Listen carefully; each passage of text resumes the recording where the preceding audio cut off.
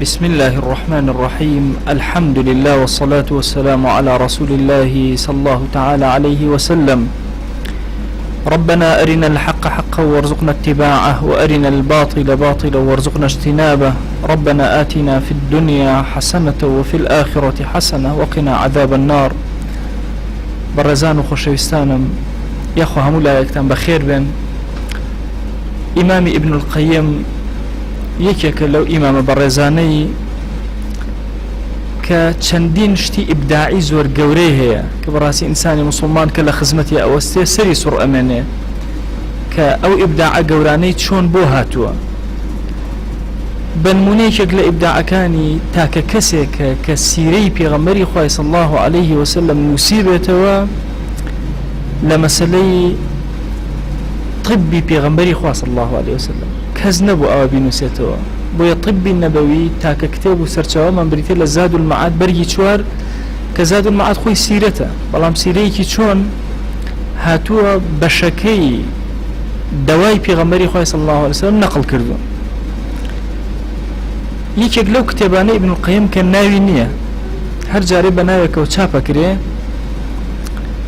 بریتێ لەم کتێبە کە ناوی الداء والدواء يعني الجواب الكافي لمن سأل عن الدواء الشافي. أم كتاب ابن القيم رضا رحمة الله عليه خوي ناوي لنا ناوى طبعا بأساني كسك برسيارك أكاد أم الجواب أداته أم سؤال وجوابا أبيت أم كتاب النيابيك استل بردس معنا. طبعا برسياركاش برسيارك دقيقة على أي هوار جور زانيان أو كسيك برسيارك أكا جور زانيان بيمان بلين شيبكين من كسيكم بلايك هاتو بسرما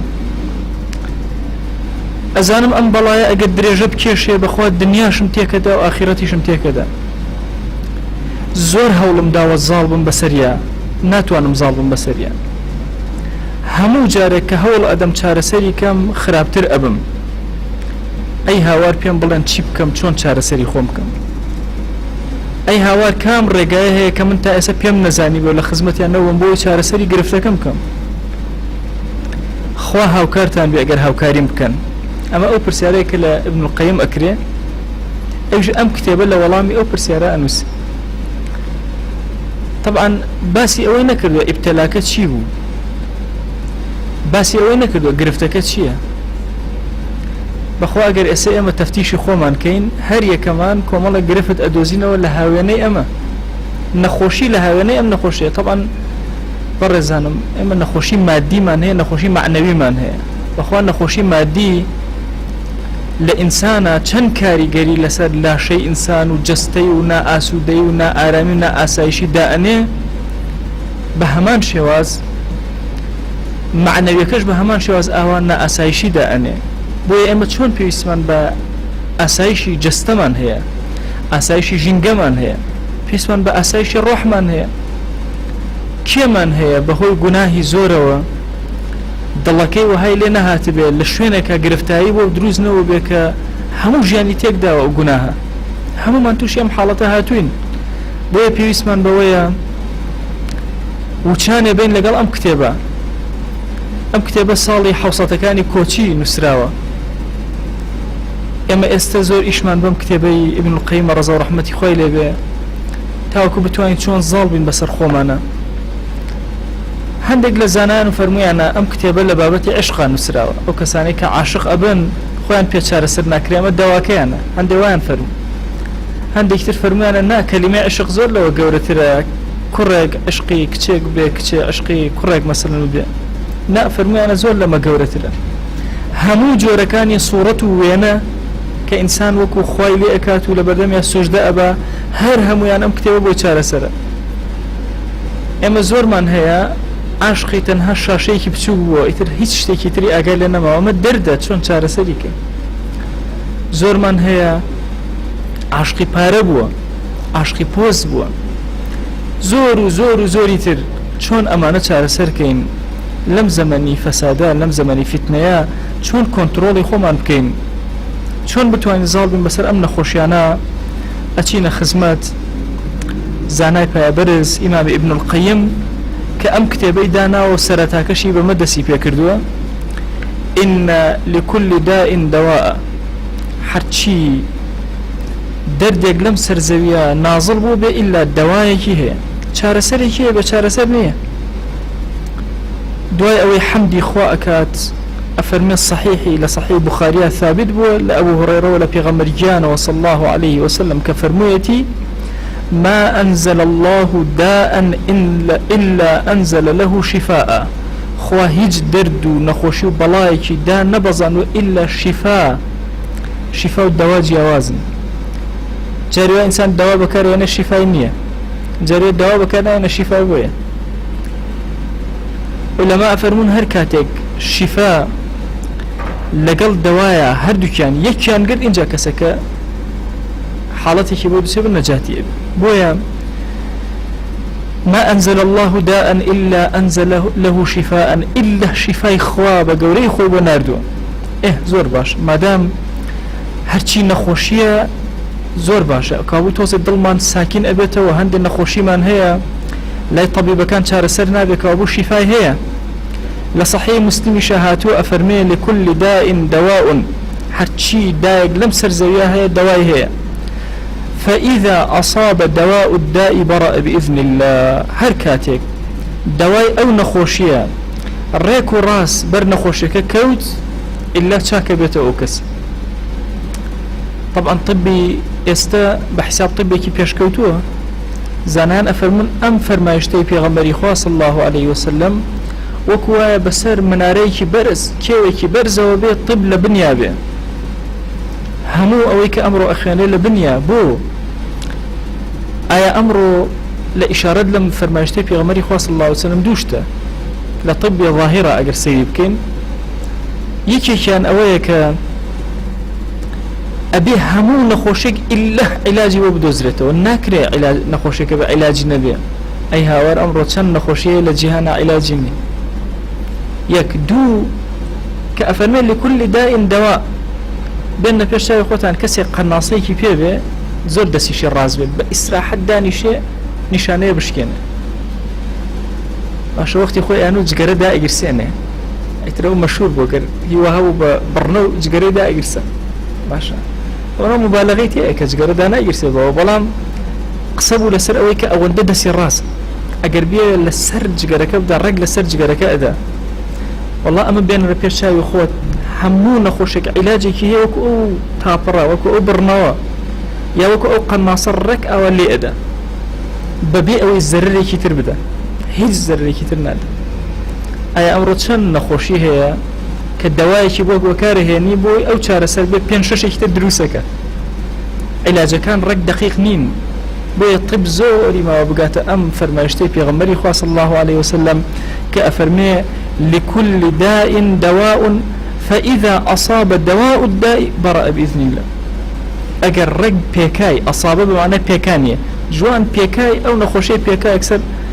خۆی گەورە شیفای ئەدا لفرمايشتي ترى أفرم إن الله لم ينزل داء إلا أنزل له شفاء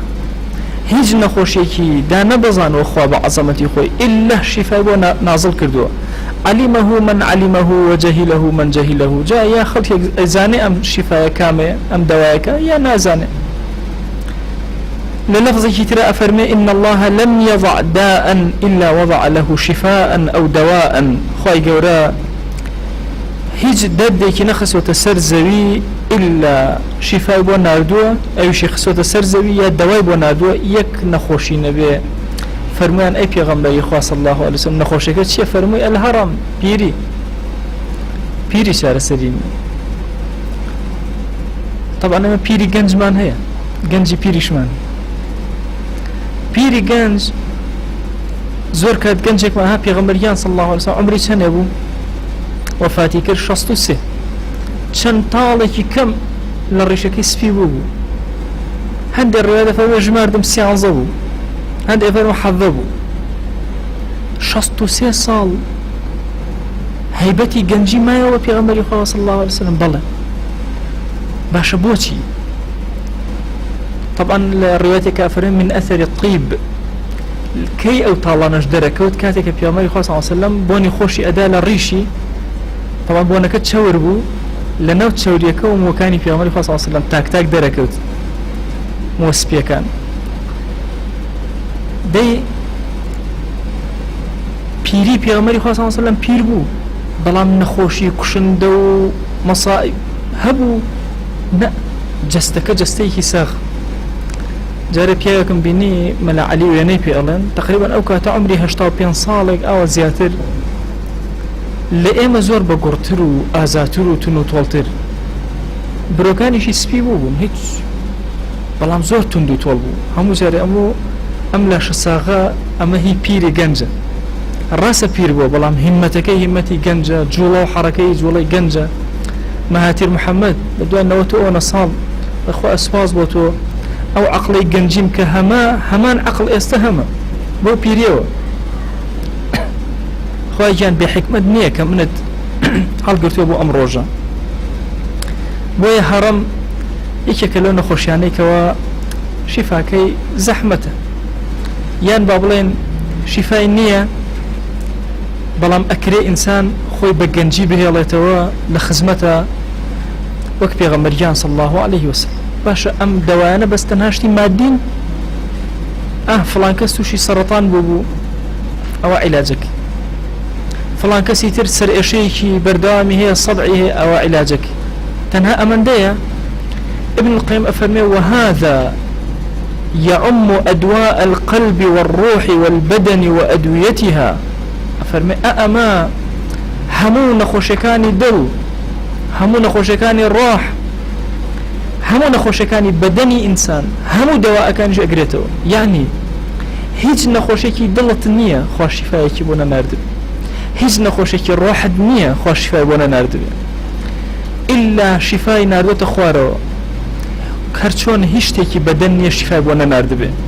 وقد جعل النبي صلى الله عليه وسلم الجهل داء نزاني نخوشية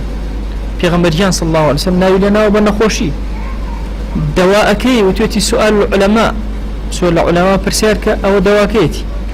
الرواياتك أبو داود ومن إجارته ولا جابري كري عبد الله وأفرمي لسفريك أبوين بياوك لأيما بردك برد سري كوت فشجه في رأسي بردك تشو بناو سريع شكاني بستي وأمانا دوائي كات شوب إيوارب وخوي لكوت لشي قران بو كما هو لري بيانا الله الشيطان بيبيكين باش أفرمك بياني هستاي وأي هاوار تشيبك شون خوي بشوا برسياري كل أصحاب تقري من رخصية كي تيمم كم دزنج نقرم تاشتيوانية رخصتيش إلا أبي خوب شوي كخوي شور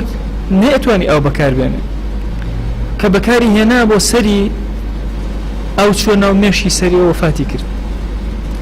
هاتنا وخزمة بيغمبري خواه صلى الله عليه وسلم جابر فرمي كاتي هاتي نوتمان يا رسول الله صلى الله عليه وسلم شتكي وما لقوما أفرمي الدم تاي مباركي قرا فرموي قتلوه قتلهم الله كشتيان خوابيان كجي قتلهم الله دعايا كشتيان خوابيان كجي ألا سألوا إذا لم يعلموا هيها واربو برسياريان نكر كاتيك نيان أزاني فإنما شفاء العي السؤال يا شفاء العي السؤال عي بمعنى نزاني جيلي تينا جيشتن فرموي شفاي عي شفاي نزاني بريتيلا شي بريتيلا برسيار كردن إنما كان يكفيه أن يتيمم ويعصر أو يعصب على جرحه خرقة ثم يمسح عليها أم كسائي تواني تنها تيموم يبكى وبت يشتيو بس بسريو بارشا بارويك آويكي دسيكي تر بسريا بينتو همو لا شي بشو أي تواني سري نشو مجالي تيابو بورن كردنوا ويغسل سائر جسده ليرة ما بس كمان لم فرمايشتي بيغمريان صلى الله عليه وسلم طبعا دوشتان بورن كمو يكم قتلوهم الله أم دعاني بيغمري خواه صلى الله عليه وسلم طبعا دعاي بيغمري خواه صلى الله عليه وسلم ردبونا وين نية ها يعني قتلهم الله دعاي كي زور خطره خواه بيان كوجي خواه لناويان بري فرمايشتي كي بيغمريان هي صلى الله عليه وسلم الله خواه هر دعايك يمكن لم قلم بك بخير بسريانا أيش مروفيك هند جات تو رأبه باشا بەڵام دوعاەکە خوایە هەر دوعاەکەم لە گەلەکەم کرد بیکە بەخێر دوعای خراپ بیکە بەخێر بەسەریانە بۆیە لە هەندێ دوعای ئەهلی تەسەووف هاتووەڵێ ئەو کەسەی کە دوعایەکی خراپت لە هیچ کەسێکی ئومەتەکەت نەکرد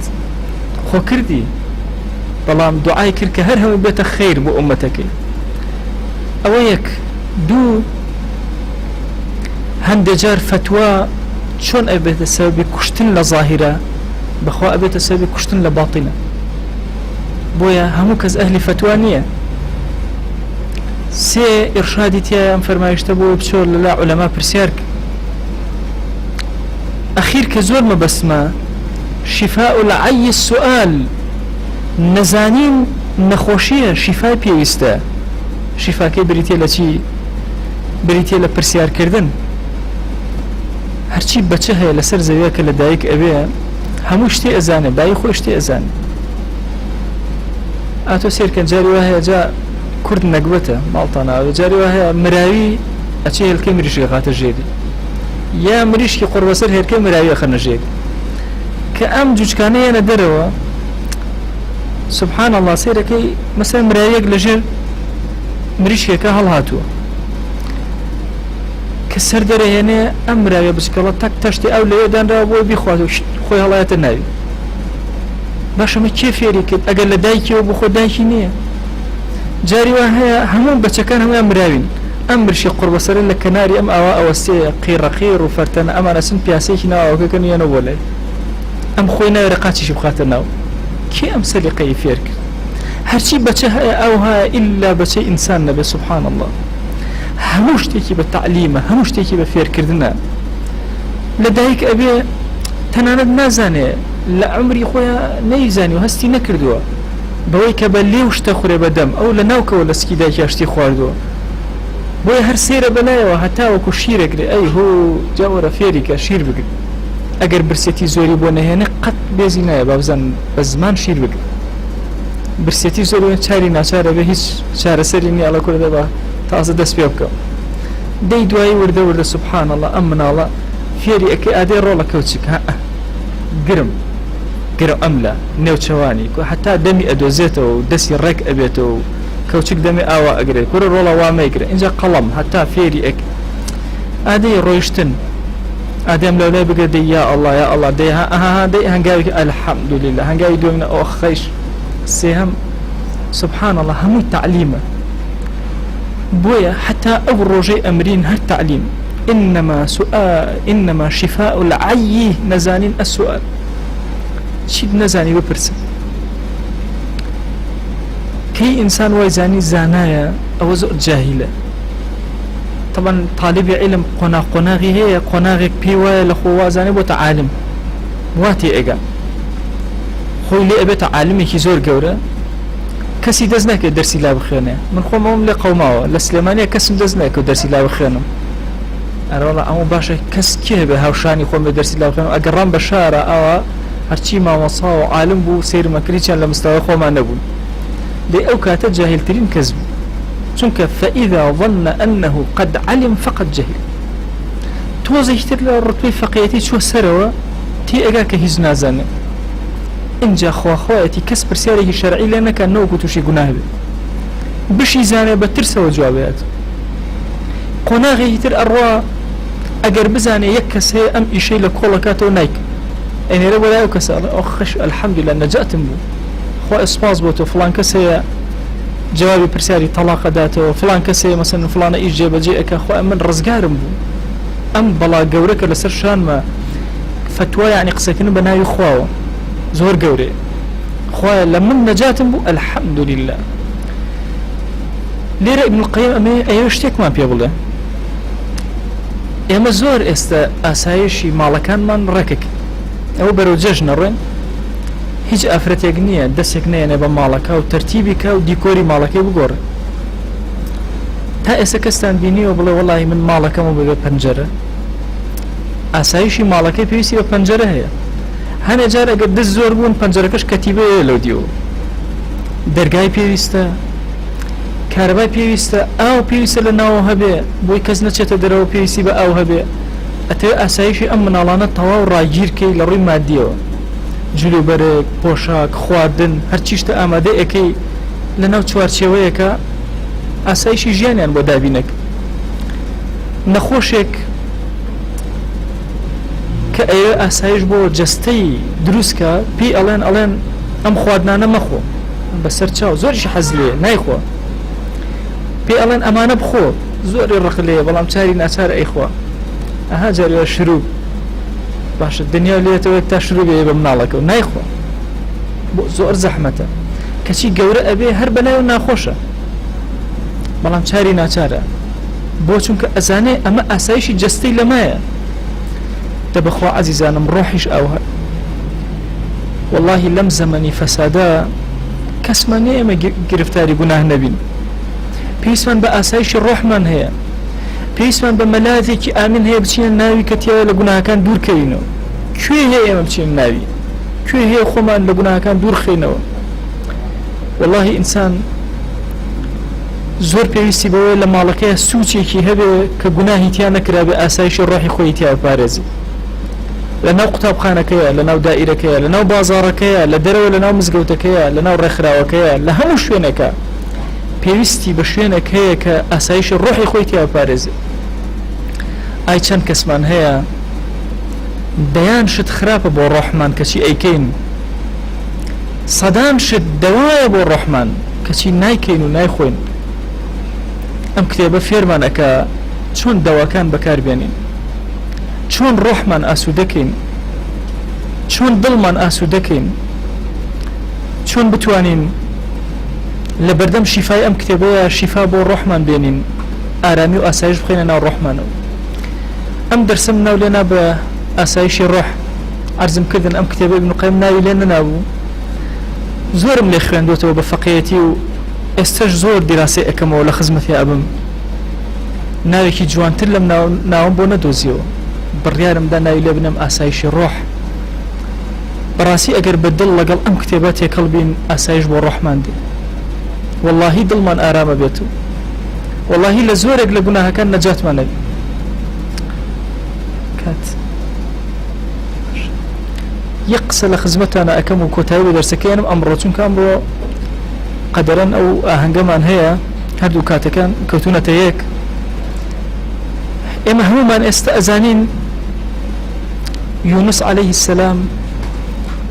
کاتێک لە قەومی نینەوە ڕای کرد خۆی گەورە عقوبەیدا خستێ ناو سکی حوتەوە ناو سکی دەریاوە تاریکی هەچی زوڵمات کۆبوو بووە لەم شوێنە هیچ ئەمەلێک نییە ئەی هاوار چی بکەم هاواری کرد لا إله إلا أنت سبحانك إني كنت من الظالمين ئێستا ئێمە هەر کەس ناڕەحەتە بێن نەخۆشە ئەڵێن بڵێ لا إله إلا أنت سبحانك إني كنت من الظالمين چونکە خوا فەرمێتی وكذلك ننجي المؤمنين ئەوەی ئیماندار بێ بەو دوعایە ڕزگاریەکەین لە هەموو شتێک بیخوێنە نەخۆشی بیخوێنە کورە ئەم دوعایە لەوە گەورەترە والله هەر کەس تووشی گرفتارێکی نەخۆشی دەرونی بووە بەمە شیفا بۆ دێ بەخوا ئەگەر تووشی گوناهێ بووی دەرەقەتی خۆت نایی والله ئەمە بەدڵ بخوێنە وكذلك ننجي المؤمنين چونکە یونس عەلەیهی السەلام تووشی گوناه بوو ها چونکە بەبێ ئەمری خوا ڕای کردبوو خۆی گەورە عقوبەی دابوو ئەمەی هاوار ئەکرد لاشەی حەبس کرابوو هاواری ئەکرد لە ناخی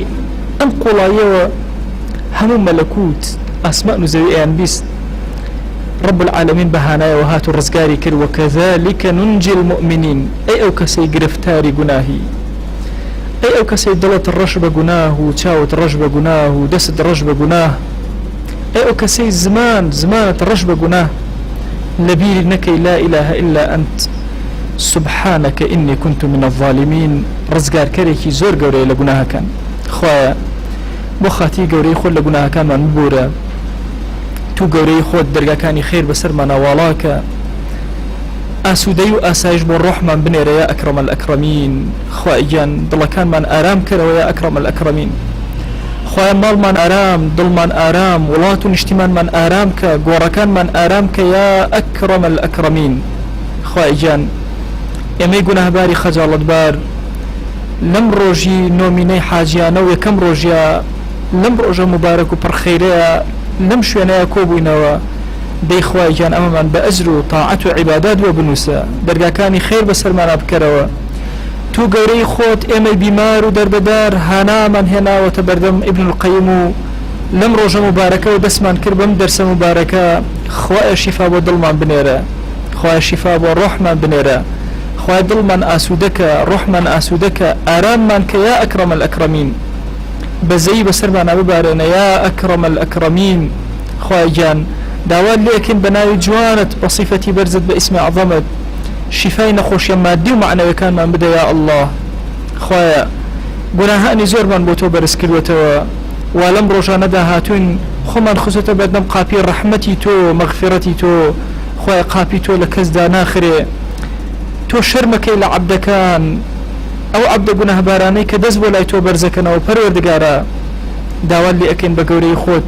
دەریاکانمان لێدا مەخە دەرگای خێر بەسەرمانە بکەرەوە خوای گیان ئێمە زمانمان کولە لە دوعایە هاوار بۆ لای تۆ ئەهێنین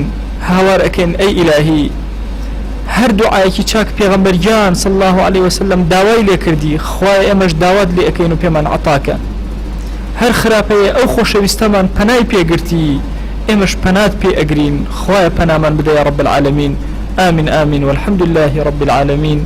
وصلى الله على سيدنا محمد وعلى آله وصحبه وسلم تسليما كثيرا أبدا إلى يوم الدين خواهي قول لمن خوش بي خواهي لمن قبولك